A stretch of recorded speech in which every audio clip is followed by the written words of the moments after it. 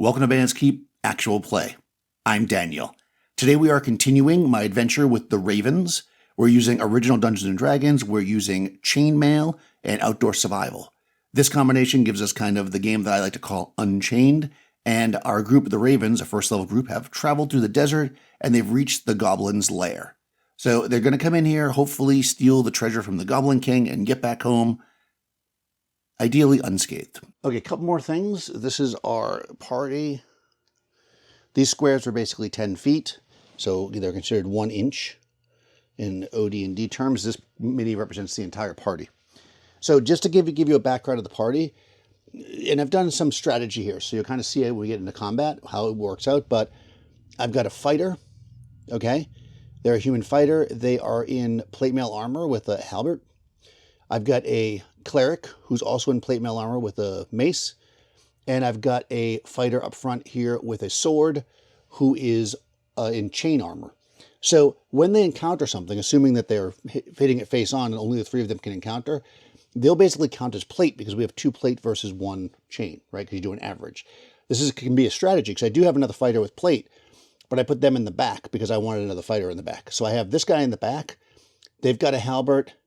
And I have this halfling in the back with chainmail. So the back this is a plate and chain. We'll roll to see if it's considered armored or heavy in the situation, because it's 50-50, right? In the middle here, I have this is an elf. And elves in this version of it are basically fighter magic users. He's got a spear. None of these guys have armor because they're all magic users. Then we have an elf magic user with a spear. And then we have this is a human magic user. They have a staff, so they're not. This is what I'm talking about. They have a spear. There's another human magic user here. So when we get into combat, we're going to do a quick rotation around. They have a spear, so they can attack from the back row. They have a halberd. They'll move forward, right? And that will allow us to basically have 5 people attacking, but we'll still defend his armored foot. Again, assuming we can hold a line. If something comes from the back, we'll figure it out. So let's just go from there. Now you got my basic strategy. Again, we've got an OD&D. In a single turn, you can move 12. I've done this one before. So basically what we're going to do is break the party up and send people. How many demi-humans do I have? 1 elf, 2 elves. Do I have a dwarf in this party? No. Okay. So we just have 2. We have a hobbit and we have an elf. So we're going to, because they have a better chance of hearing at the doors. So I'm going to send the hobbit to this door, the elf to this door, with 1 person each, and then the others will go to this door. And it's standing in the center of the room, because only 3 people can listen to the door. So we're going to go 1, 2, 3 are going to listen at one door, 1, 2, 3 at the other, and then these 2 are going to stand in the middle with the torch, which is actually a lantern. And we're going to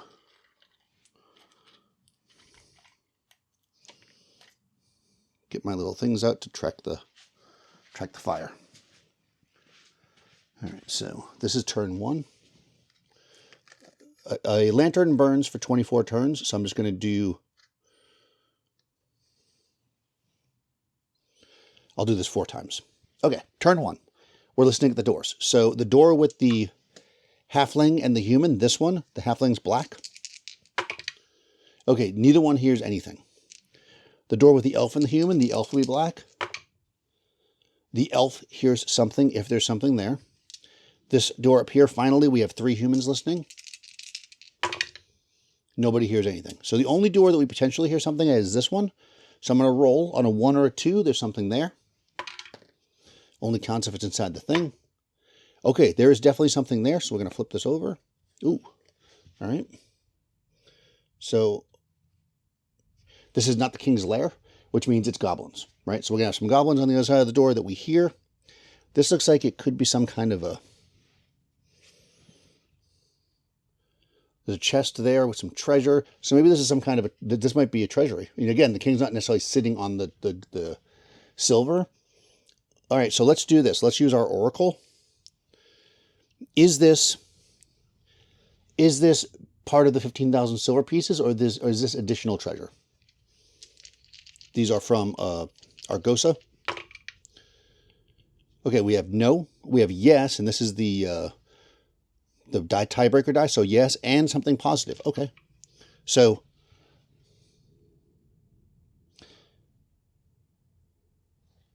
what I'm going to do is I'm going to say the positive is going to be that, so there could be two things, because, I mean, we said we heard something, but if you look, this is all collapsed. And we did say that they probably took this place from somebody else. So one positive could be there's just some other kind of simple monster in here, not goblins. So that means this treasure might be gold or something better than that. The other positive might be that they're unawares. So, or that there's not that many guards, right? So let's see. 1, 2, and 3, it's a different monster that has some decent treasure. 4, 5, and 6, it's just a very small group of goblins. Okay, some other kind of creature. Okay, that has decent treasure. So we're going to make sure it has, I think almost any unguarded treasure, almost any unguarded treasure is better than what we're going to get from the goblins on average. But let me just check that out. So we're going into OD&D now, again, Underworld. I just want to take a look at the unguarded treasure. Okay, so unguarded treasure at first level is a D6 times 100 silver and a D10 times 100 gold. So again, that's automatically better. Then there's a percent that there's gems and jewelry and magic. So we're going to say it's going to be considered unguarded treasure unless somehow this creature that we roll for the monster is something better, has something better. But it'll at least be that. So let's go again into Underworld and Wilderness, and let's roll for a first level monster. All right, there's something holding up in here. All right. And it could be any number of things. Like, for instance, if we roll like centipedes, it doesn't mean the centipedes have treasure. It means that maybe the goblins didn't go here because they came to this rubble, saw the centipedes, and didn't explore. So let's roll. 1. Kobolds. Okay, so there's some kobolds in here, and they've got some treasure. Well, it's really near the entrance, so I'm going to say, actually, that maybe the kobolds were a little bit more bold than the goblins, and maybe we're going to open this door and see, let's say, like centipedes. We'll come in and see the kobolds have just finished killing some giant centipedes, right? That's going to be the scenario we're going to walk into. Now, we hear them. We do have a chance of surprising them if we can get the door open in one hit. So what we're going to do is take our people that do not have the best, let's see, the most potential to kill kobolds are going to be the bows, because they're going to get 2 shots off if we get a surprise round. So we have 2 things going on. If we get the door open, then I'm going to say there's a greater chance to surprise them. Let's do one step at a time so that it's clearer. First, I'm going to roll to see if we can open the door. I'm going to take the people, like, for instance, this cleric has no missile weapons, so they're going to open the door. I don't want the... Right, so they don't... Well, no, they have a longbow. They don't have a missile weapon, and they don't have a missile weapon. So these 3, 1, 2, 3, are going to try to open the door. Doors open on a 1 or a 2. If I get a 1 or a 2 on any of these dice, we open the door, and there's going to be a better chance of surprising the kobolds. Okay, we don't. We slam into the door. Okay, so now we're definitely not going to surprise them. So we immediately try again. We just slam into it again because we hear them preparing themselves. And we open it on the second try. So at this point, again, because this is like, oh, by the way, this is now we're in turn 2. At this point, I think the kobolds have maybe went for cover. Let's see, do kobolds have missile weapons? I don't think so. But kobolds are generally using like small spears, which I guess could be considered javelins. So they could get back there and try to throw missiles at us. So let's see if we win initiative. We're going to say the kobolds are going to try to get behind the rocks and defend themselves, but first let's see how many kobolds there are. We're going to say a D6, and normally it would be, so a D6, but then we're going to multiply it by 3. So a D6 times 3 is how many kobolds are here. Okay, there's 12 kobolds here. So these 12 kobolds are going to run for cover. We are going to try to immediately set upon them with arrows. So if we win initiative, we'll be able to shoot them before they get behind cover. Okay, otherwise we'll give them some kind of cover. So they're black, we're white. Okay, as they're running for cover, we're basically going to shoot them in the back. Right. Well, there's 12 of them, so let's go. First person with a missile weapon is this person. They have a long bow, +1. Do they have a dex bonus? They do. Oh, the +1 is dex bonus. Okay. So they've got a longbow +1. So we look at our chart. We need missile weapons. Okay. Longbow against Lightfoot, because kobolds are Lightfoot. Let me just check that, but I'm pretty sure they are. Kobolds, they actually only count as half an enemy. Okay. So kobolds are one, or actually they defend as 1/2 Lightfoot. Okay. So, but they have a minimum of 1. So when they're in groups like this, they kind of die quicker, like ninjas. When there's more ninjas, they die quicker. And with one ninja, it lasts longer. So they're only considered half. Okay, so anyways, they are Lightfoot. So against Lightfoot, I'm rolling 1 die per figure. This is a fighter, and they have they fight as 2 figures, so I get 2 dice, 4, 3, 6 hits. Now, on top of that, so 2 dice. On top of that, they have a dexterity bonus, and we are most certainly in short range for a longbow. So you're going to roll 4 dice. 4s, 5s, and 6s are hits or kills. Okay, 1, 2, 3, and remember that each one of these is half a hit dice. So 1, 2, 3. They just killed 6 of these 12 kobolds. All right. Next, I'm going to hold off on the on the crossbows. Let's shoot the regular bows first, because I think that makes the most sense. They also are longbow +1, so but they're a magic user. No, actually they're an elf, so they have the exact same numbers. 1, 2, 3. That's 6. Okay, then we've killed 12 of them. So these two let loose with their longbows, and a whole bunch of kobolds drop to the ground. Okay, so this is going to so that's going to be this turn. This is turn 2. Here's a question: Did the kobolds get the treasure and they were kind of coming out with it, or do we have to take a turn to get back there? So let's say, did they just get the treasure? So do they have it with them, basically? Yes, they do. Okay, so we can take time to go back there and look, but like these doors are opened up, and the kobolds are there with treasure chests. So we're going to move forward to get the treasure from the kobolds. This is going to be the end of turn 2, and we're going to roll for a wandering monster. On a 1 or a 2, we have a wandering monster. No wandering monster at the end of turn 2. So we're going to spend turn 3 figuring out what treasure is here, and just coming back here and checking what's gone on. We'll look around. We'll see that basically the kobolds have smashed open that chest, and they've taken the treasure. We'll see a sack of the treasure on the kobolds. As I said, they're not going to have any less treasure, and I believe kobolds, if I'm not mistaken, for treasure are the same as goblins, which would have been less treasure than we're going to get using the unguarded. And as I said, we're going to treat it as unguarded because we got a positive reaction on the thing. So let's roll for unguarded treasure. So they have 1d6 times 100 silver pieces. 100 silver pieces.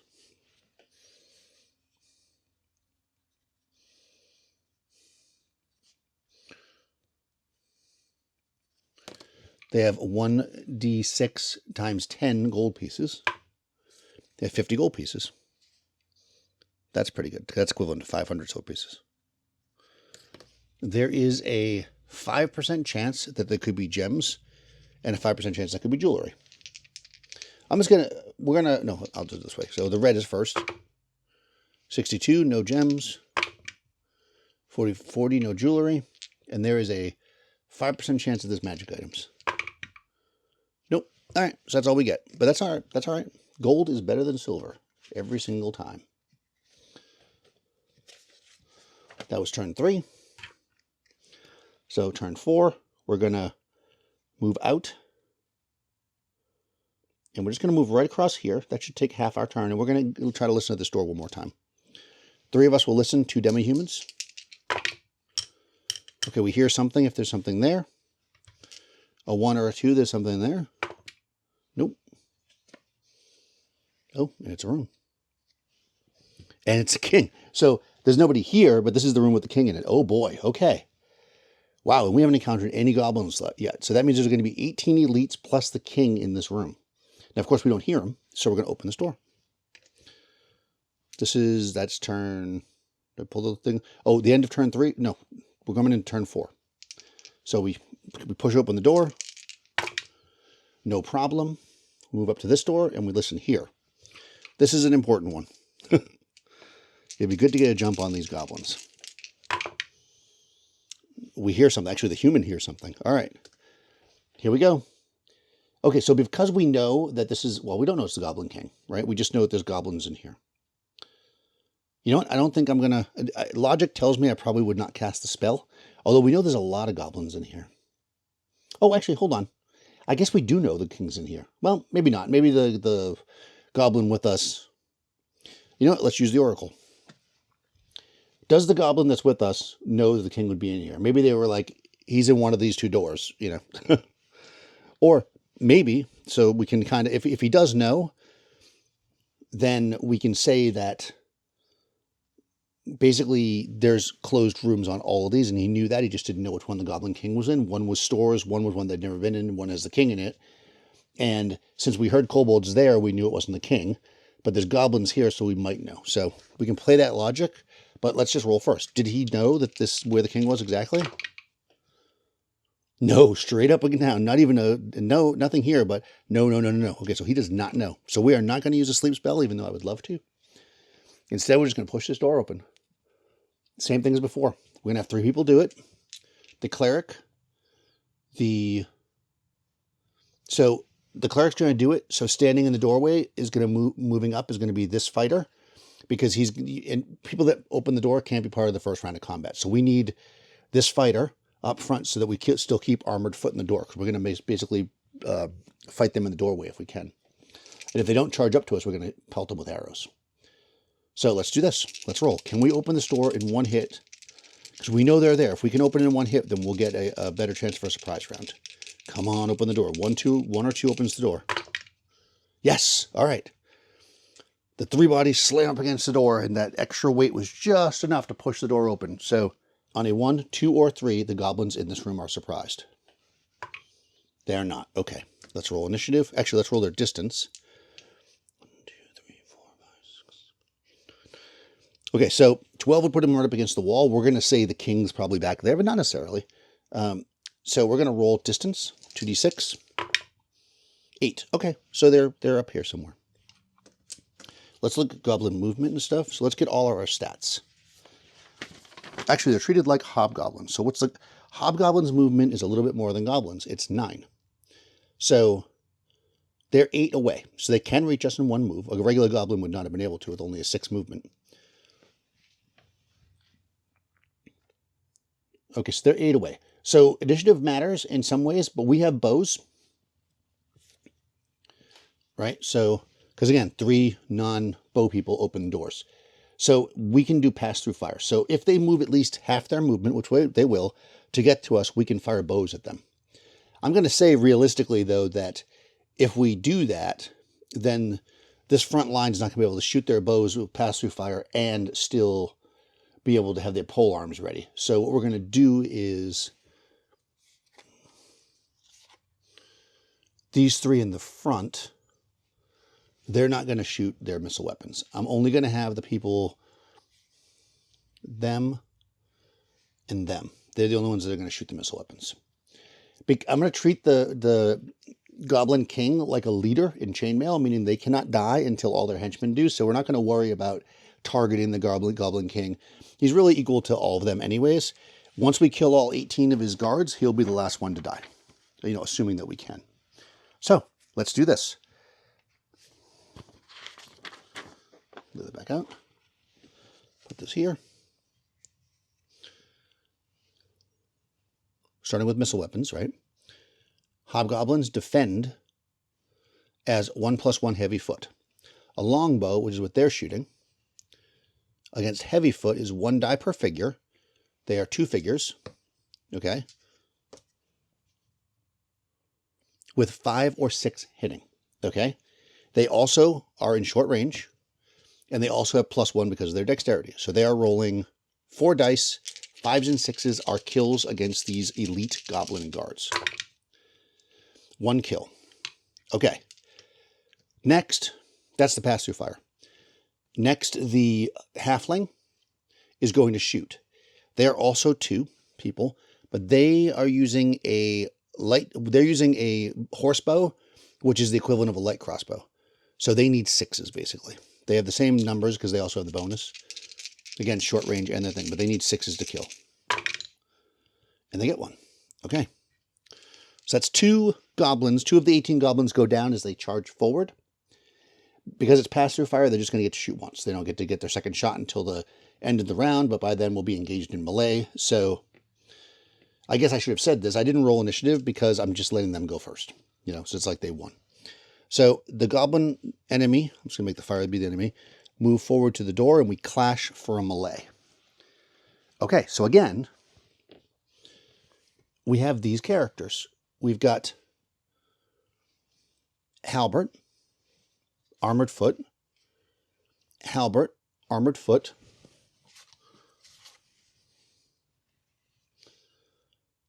sword, heavy foot. So armor, armor, heavy equals armor. For defense, armor, armor, heavy equals armored. So our party right now, unless they lose somebody, is going to fight and defend as armored foot. Okay? Now, they're all attacking, of course. They cannot attack right now. We're going to switch up the ranks in a second, but they can't attack right now because they don't have a long enough weapon to fight from the second rank. I probably shouldn't have done what I did, but I probably should have just left him in the front rank. Oh no, he was opening the door. That's why he can't fight. So they can't fight. These 3 can't fight because they were opening the door. The sword can't attack from the back rank. So really, this first round of melee, we just have these 3 attacking. So we're going to do the party's attacks first, and then we'll do the goblins. Now this is simultaneous. So those 2 are dead. So those goblins don't exist. But here, the goblins will attack back with full strength even if we kill some of them. Okay? So again, the goblins defend. Oh, I'm sorry. I forgot a mechanic. They defend as heavyfoot +1. What that means is if they go down, they roll when they go down, and because they're +1, and they get to roll 1 die. If it's a 6, they're not dead. So there's 2 of them that went down. Let's see if we get any 6s. Those guys aren't dead. Nope, they're dead. Okay. Back to this. Don't want to skip that rule because it's important. It has saved many a player character, and it's made unhappy my home group multiple times with trolls. All right. Armored foot. Attacking heavy foot. 1 die per figure with 5 and 6 hitting. 2 figures, 2 figures, 2 figures. So we have 1 die per figure. So we have 6 dice. 5s and 6s are kills. Okay, that's good. 1, 2, 3. Now, before I mark these off as kills, I'm going to roll these 3 dice again, and if they come up as 6s, then they are not dead. Nope, all 3 are going to die. So we're going to lose 3. But before we do that, 16 of them are going to get attacked at the door. That's a lot to attack at a door, but if we look at the room here, I think the goblins are small. So I'm going to say that normally I would say 3 people to a door, but we could say 6, maybe 4 or 6. Let's see. We'll say 4, 5, or 6 on the door. Okay, 5. So 5 goblins can attack at the door at once, but then I think we can get some in from the sides here because they're in the room. So I think we can get at least 2 more. So I'm going to say 7 goblins can attack. We'll maybe say 8 if they needed the numbers. So they attack as armored foot. So I don't think they do. So 7 goblins are going to get to attack. They attack as armored foot +1. Armored foot, attacking armored foot, rolls 1 die per figure. Right? So 6, 7, I need another d6. That's 6 of them. We'll roll 1 extra one. They are going to get... Actually, I have a little d6 somewhere. Where are you? They're going to roll these 7 dice. Any 6s are hits. Now remember, a player character requires 2 simultaneous hits to die. So basically they'll have to get 2 hits, and if so, then they'll take down 1 player character. 2, they got 2. Okay. So now we got to roll to see which player character they hit. 1, 2, 3. And there's 2 hits, right? So I'll just roll 2 dice. Or so, I'm sorry, it's 1, 2, 3, 4, 5, 6. Oh my god, they both hit 6. So 2 direct hits against 1 person kills him. He does not have a plus for his hit dice. So he's just dead. This guy drops. This is an armored foot guy in the front with an halberd drops. Oof. Sorry. Yikes. Okay. So now there remains 13 elite hobgoblin guards, plus the king, and we are in a melee in the doorway. So now, next round of the melee, let's see what happens. We've got up front a sword. Our cleric is going to step up front as well with their mace. This guy is going to, because again, he's an armored foot, and he's going to step up with, well, he's already there with his halberd. Can somebody else? Well, I'm going to roll initiative, because if we win initiative, this guy's going to grab that halberd off the ground. Okay? So let's roll initiative. Okay, we do not win. So he's not going to get the halberd this round. He realizes he doesn't have a chance to get it. He's not going to grab the halberd, but somebody who's not in the front row could. The halfling obviously can't. That'd be silly. But this elf here can attack with their spear, but they're in the back, so they can pick up the halberd, even if we don't win it. Now, you know what? I'm going to say, well, I rolled. They can't get it. These two have to stay in the back. They have no way to attack because they're magic users, and they only have short weapons. Unfortunately, the halfling can't do much either. Next round, is it worth doing it now? You know, we're going to do it now because there's attrition. So these two are not going to attack this round. What's going to happen is she's going to hand her spear to her, because a halfling can use a spear because they're small enough, and she's going to pick up the halberd. Okay? When they do that, they are going to be able to attack. You know, it'll change how we attack, I think. Yeah. Actually, I don't know if it'll make a difference. It won't. Actually, it will not make a difference. So I'm not going to do it this round. I'll only do it if they win initiative. Actually, will it make a difference? Yeah, it will. They're going to do that. So these two are not going to attack this round. These three are going to attack, and we'll go from there. So these three are attacking. Again, now we're lower. Now we're heavy foot, armored, heavy foot attacking, heavy foot, armored, but again, it's an average, so it's heavy. Heavy versus heavy, because they defend as heavy, is 1 die per figure with 6 hitting. 2 figures, 1 figure, 2 figures. So 5 dice. We're rolling 5 dice here. And if we get any 6s, those will be kills against the elite goblins. Re-rolling. No kills this round. The goblins are rolling 7 dice with, again, the same thing. 6s are kills or hits. They get nothing. Okay, so that round goes by. Next round, these guys have swapped weapons. So now this halfling has a spear, so they can attack from the back row. They have a halberd. So again, if we go spear, heavy foot, right? Halberd armored, but then we have mace heavy, sword heavy. We're basically still heavy foot. We're attacking as heavy foot now, but there's way more of us this next round. We are 2, 4, 6.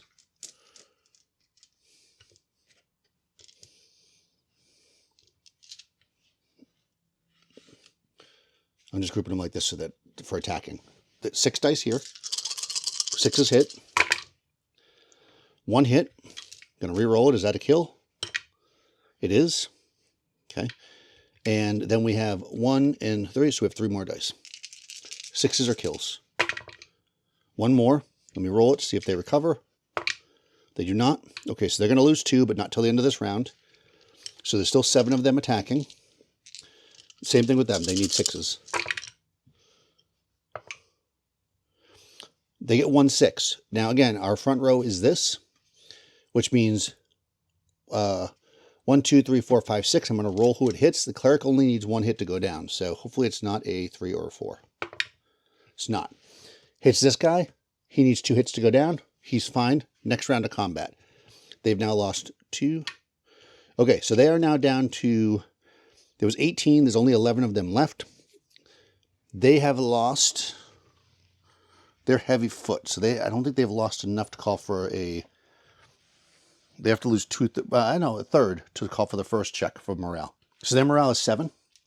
So 7 or better, but they get a +1, remember, because they're the elite guards. So they need to get a 7 or better, 2d6 +1. Their morale breaks. Okay, the guard they break. The morale breaks and the goblins roll back. Now, normally what I do when this happens is I roll it again, and if they succeed, then they stay and fight to the death, but we don't play it out. We just kind of say we won. But the Goblin King is there, so I think I'm going to roll it again, and I'm going to actually just give a... He's going to try to... I'm going to add 2 to the roll instead. So I'm going to roll 2d6 plus 2. If they get 7 or better, they are actually going to stay and fight. But as soon as they lose another round of combat, that is, they take damage and we don't, they're just going to give up. Oh yeah, they're staying. All right, so they're going to stay for another round of combat. But again, if they do not take if we do not take damage, but they do, their morale will break. That's how we're going to play it. So let's do our attacks first, like we did before. Again, I'm kind of making a ruling here because I feel like the Goblin King is there influencing things. Okay, we did no damage there. Nothing. They're attacking us now. Oh boy. I should have moved a fighter into the front too, which I did not do. I'm going to do that next turn. Okay, because we're not defending his armored foot anyways, so it makes more... Oh no. Oh no, I can't. Oh, I could. I'm going to move this fighter to the front. Oh no, because they don't have a long weapon. That's why they're in the front. Okay. Okay, so the cleric is at risk. Again, if it's a 3 or a 4, it gets that cleric. No, it does not. Okay, next round of combat. I'm doing my first roll with the first 6. Okay, they're losing 1 there, potentially. No, they stay up. Next 3. I rolled the survival dice and they got a 6. Nope, no kills. They're attacking us. Nothing. We're attacking them. There we go. Actually, that wasn't on the thing. Okay. 1 kill, potentially. Who does not survive. Okay. We get 3 more. No more kills. So here's the big deal. If nobody from our group dies this turn, the goblins will surrender. Oh no. 2 kills. So now we got to roll. Who are they hitting? Both the same person, them. So they go down. So we lost somebody. So the goblins do not surrender. But they do lose another person. And so do we at that point. Oh boy. Okay.